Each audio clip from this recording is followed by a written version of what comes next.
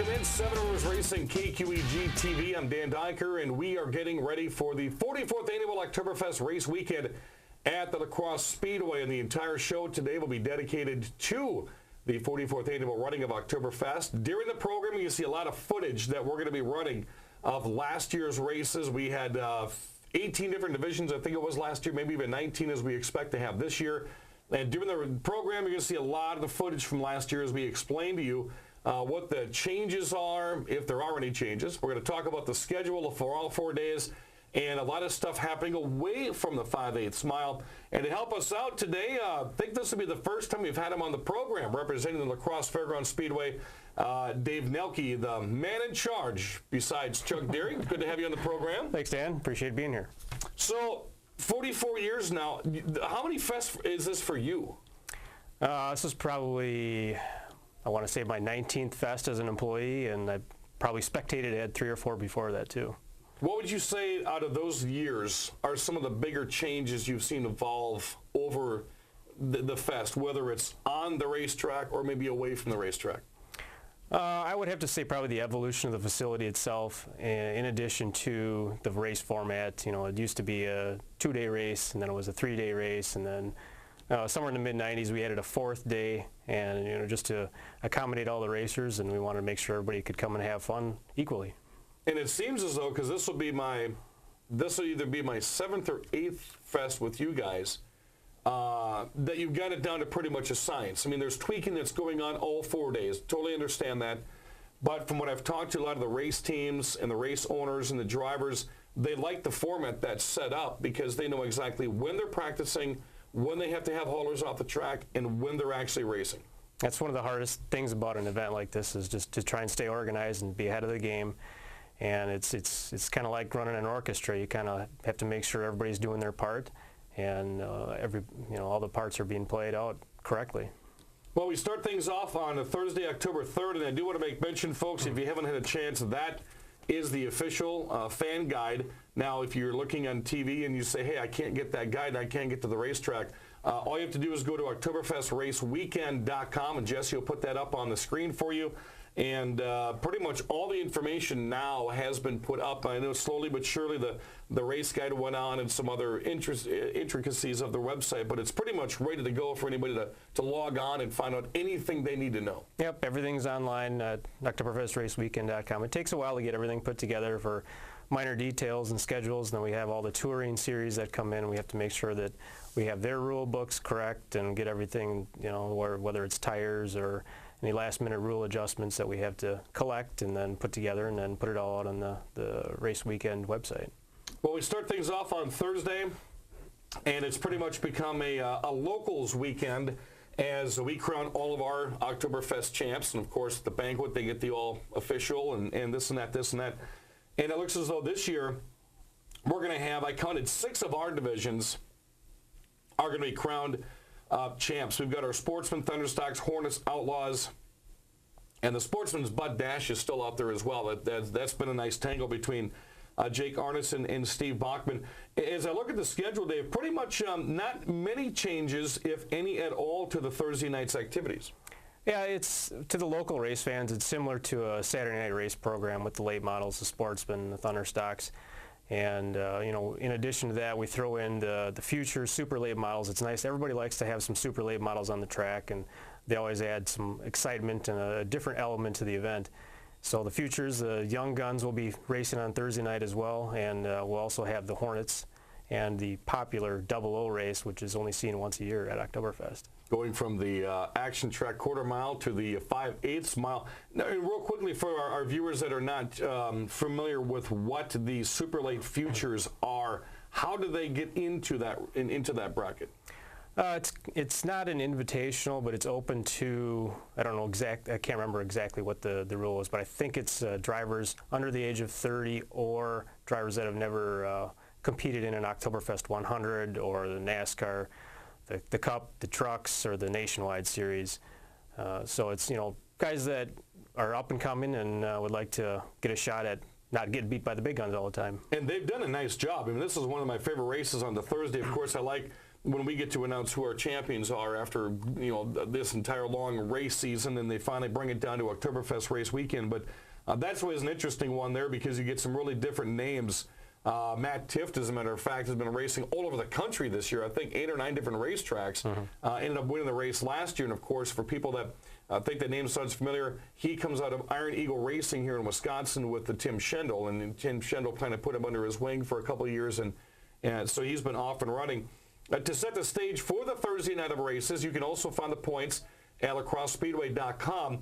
The Exhaust Plus Grand National Sportsman, this thing has gone down to 3 drivers, I think the last 3 or 4 race weekends of regular racing at La Crosse. Jake Arneson leads Greg Scheck by 34. Bachman is back by 39. And you've heard Arneson on this program say you can drop 50 points in a night with the Sportsman's class. So those 3 are definitely still in it. The Thunderstocks have Adam Moore leading Jordan Myers by 12.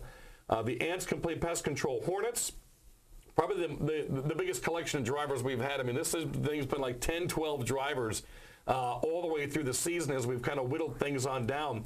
Jake Bemis will lead into Oktoberfest, leading Kevin Turner by 3, Jeff Thompson by 8, Kim Straw by 9, Jeff Stimler by 16, and Sammy Linehan by 16 as well. So that's going to be a lot of action track racing going on right there. Of course, we'll probably have a couple of different features to determine who wins the championship. Bowling Construction, Outlaws will be back out again.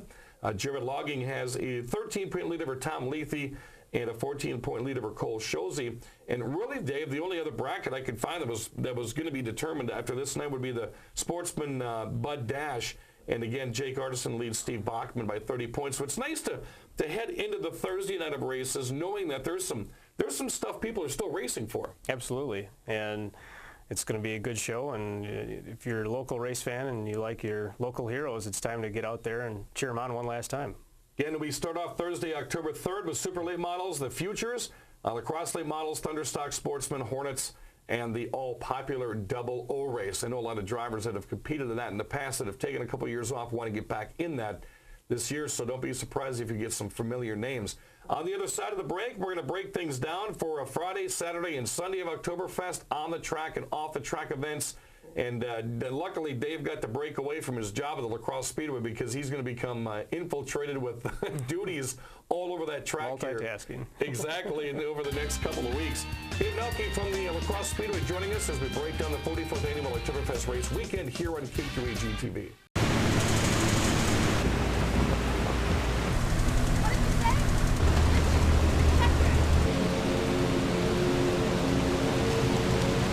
When you're all out of good ideas and you've moved on to the dumb ones, it's time.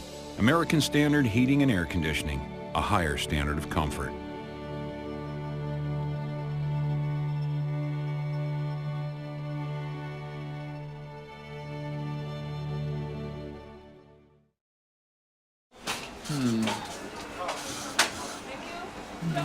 May I take your order?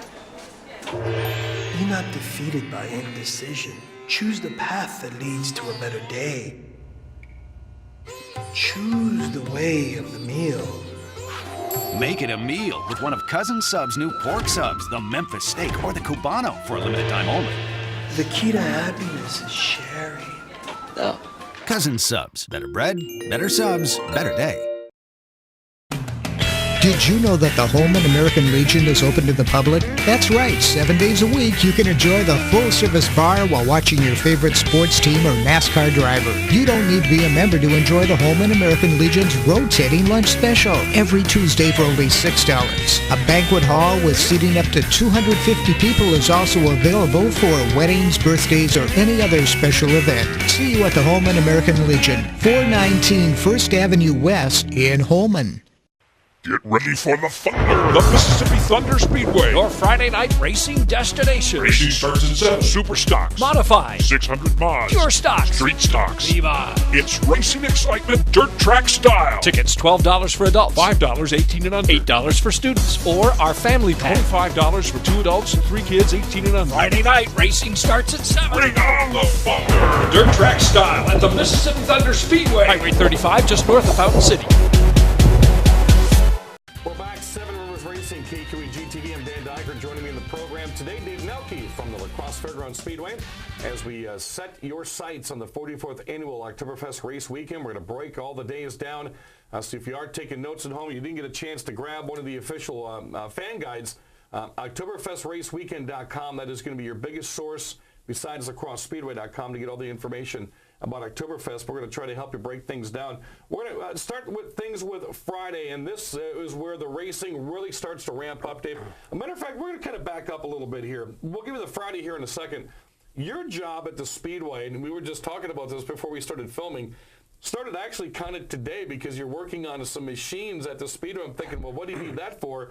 And the transformation of the fairgrounds begins here real quick when you look at the camper village. That's right. You know, 360 days a year it's a fairgrounds, and then for almost 10 days actually during Oktoberfest, it turns into kind of a mini village. We call it the camper village, and it's packed full of campgrounds, which happens to be sold out, so the reserve spaces are all full. About 40% of the grounds is first come, first serve, so we don't want to turn away anybody that wants to camp and stay on premise, but it's definitely a different atmosphere once September 30th arrives. Now, for the folks, and I know some folks have already gotten their reserved passes in the mail already, so the campground, you would say, would be sold out for the people that want to camp, whether they have tents or pop-ups or maybe big motorhomes. Where can they go on the grounds to get in there to be able to camp? The main part of the west lot behind the old Valley View Ford dealership is all mostly first come, first serve, and that opens on September 30th. You're welcome to set up there. It's no charge, and if it seems to be full, we have attendants there that'll help you find a place with the West Salem Hockey Association. And again, that is on September 30th, and the big rush, I think, is at noon. Right, at noon. Last year, because I usually come down and cover that for radio just to see what it looks like. I think last year you guys had more campers there in the first hour than I had seen in years. Yeah, it was. I was there and I helped open the gate, and I wanted to take pictures, but they were running me over like a bunch of running bulls. And they were packed all the way down Highway 16. And if the weather plays favorable, I would expect that to happen again this year. Absolutely. So we're going to jump into Friday. And again, you can find this entire schedule, Oktoberfestraceweekend.com. If the weather is favorable this year, which we hope it is, so we're going to start things off on Friday with a cornhole tournament, which is a growing sport at almost any outdoor venue you go to. Mm-hmm. It's become quite a pastime for people that like to have a cold drink in one hand and a beanbag in another hand, toss them back and forth and have some fun. That's going to start at noon on Friday, and also we're going to have it again on Saturday, and you're welcome to join us in the Big Red Barn, and we're going to have a cornhole tournament for a while and be lots of fun. Of course, another favorite I got to judge, I want to say 4 or 5 years ago, was the pet costume parade. And not only the first time I did this was Jacqueline Daniels and I and Dick Trickle were the ones that were judging this. And I thought it was just going to be for the pets. Well, their owners had dressed, Frank Cryer's wife dressed like a bumblebee. Yeah. When you put something like this together, you're going to kind of sit back and like that because the effort people are putting into it. Yeah, they really get involved, and they enjoy the fun and the festive spirit that there is, and we like to have this event every year, and there's some trophies for it, and everybody likes it. Well, then we get into the racing. It starts at 5 o'clock that afternoon, and this is where we'll really start to open things up, as we've got the super late models, the Dick Trickle 99, the Area Sportsman, which is a huge race. A lot of the Minnesota drivers come down from Elko and from Shakopee. We've got Midwestern Trucks and the Midwestern Dash Series this year. And this is where a lot of the fans start reuniting with themselves. The campers are in place. They've been there for about a day or so, or they're pulling in Friday morning. And they really start to settle in for what's going to be another big 3 days of racing. Yep, Friday night's a big night, especially the popularity of the Dick Trickle 99 that has taken over in the recent years. I mean, people like the different format. 99 laps of racing is kind of long and kind of gets strung out, so, breaking it up into 3 segments of 33 laps, it seems to be about the right distance. And with the race lineups for each one is a little bit different. It makes a little different element that puts a spin on it for the drivers, and so they can anticipate the unexpected for each segment. And it's a lot of fun for the fans, and they can track how drivers finish and figure out the final results. Another race on the schedule is the Super Late Models, the Stubby feature. Explain the Stubby. Where did that name come from? What is the Stubby? The Stubby is, the Dick Trickle 99 is kind of a brainchild of John McCarnes, who used to lease the Speedway and run the Artco series. And the drivers that did not advance by qualifying to the Dick Trickle 99, they ran in the Stubby race. The Stubby, Stubby was his, I believe, his father or grandfather's nickname. So that's what he wanted to do, and that's what he called it. Yeah, it's interesting because Oktoberfest race weekend, and not just the Oktoberfest race weekend, but the races in general at the Speedway, it's all about family. And you guys impound that in people's foreheads, that it's family fun, so close to home. And you find these different segments of the races where you've got the JMAC. You know, that's a family part of the racetrack, which we're going to get into. Dick Trickle, phenomenal with the racetrack for years on end, and we named a race after him there. And then you've got the Stubby, and it all goes back to the early days of the Speedway wanting to have a family atmosphere. That's right. Not only family atmosphere, but entertainment. I mean, it's not strictly about hardcore racing, and you know these.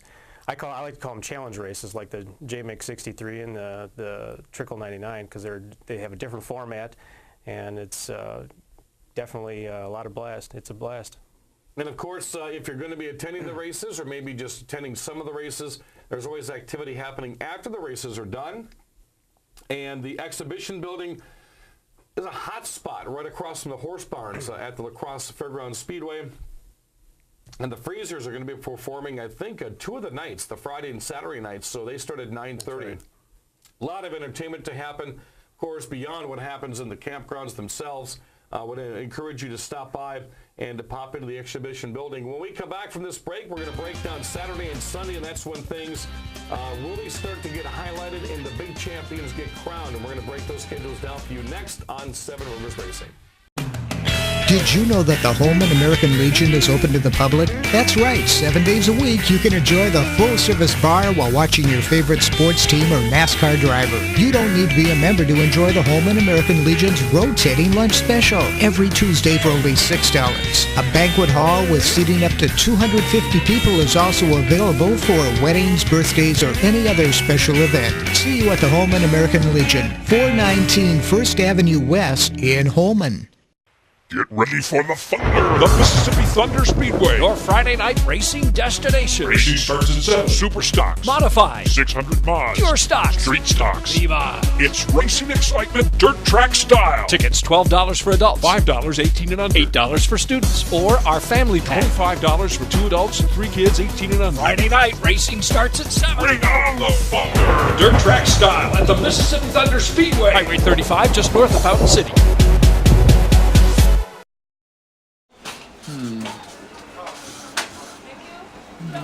May I take your order?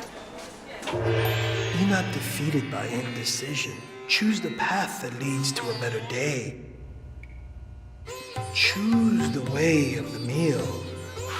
Make it a meal with one of Cousin Sub's new pork subs, the Memphis steak or the Cubano for a limited time only. The key to happiness is sharing. Oh. Cousin Subs. Better bread, better subs, better day. We're back one more time. Seven Rivers Racing, KQEG TV, along with Dave Noelke from the La Crosse Fairgrounds Speedway and Dan Dyker, as we're breaking down the big show, the 44th annual Oktoberfest race weekend. And we've already knocked out Thursday and Friday. Now we come, Dave Noelke, to Saturday. And this is probably one of the most monotonous days out there. You've got the pits opening up. You've got haulers coming back in. You've got the big car, the ARCA cars coming in, practice sessions all over the place. I mean, this is what a lot of people come to Fest for, is the big day Saturday. Saturday is a big day, and you know what? Just thinking about it, it still gives me goosebumps because I love being out there at 9 o'clock in the morning, 9:30, and you're hearing race cars going around practicing all day long and then qualifying. You know, it really has that big event feel to it. Well, the Saturday is going to be the Big 8 late models, ARCA Midwest Tour preliminaries, so getting them into the 100-lapper on Sunday. And then the Mid-American stock cars will be out. And besides the racing at the track, again, here we go with a lot of stuff happening away from the racetrack, which I know a lot of people are really, really getting into here. You got a cornhole tournament.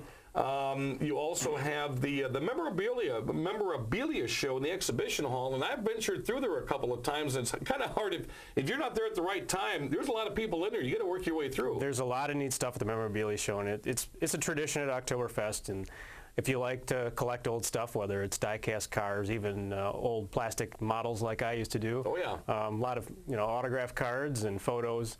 You can probably find it over at the memorabilia show in the exhibition hall. It starts at 9 o'clock and goes till 5.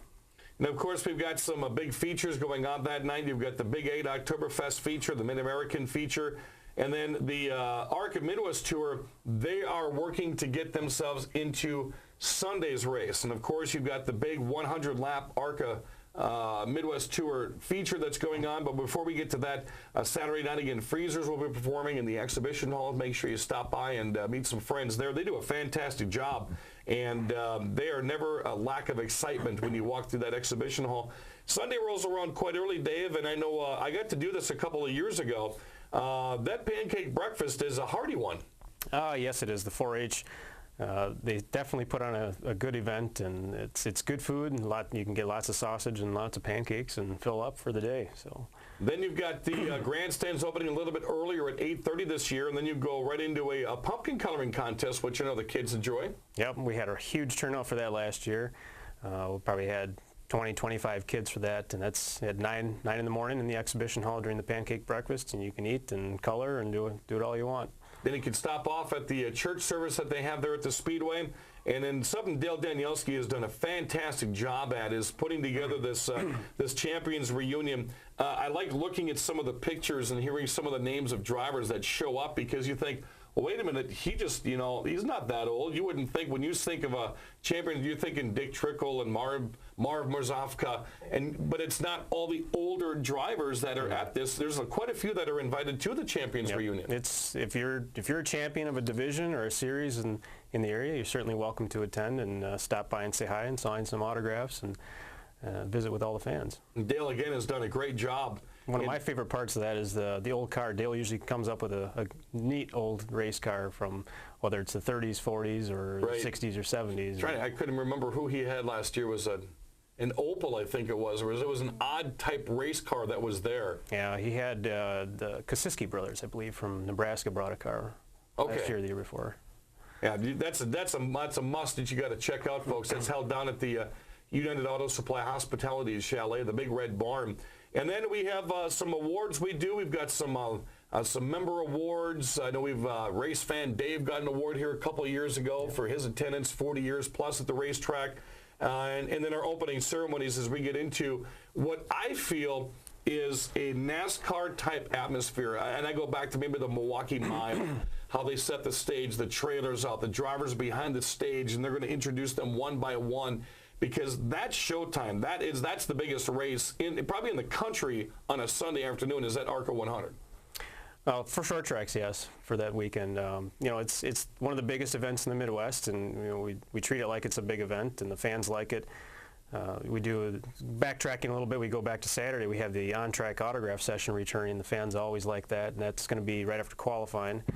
But we used to have it on Sunday, but it got to be so early in the morning that it was kind of hard to get everybody out of their campers that early.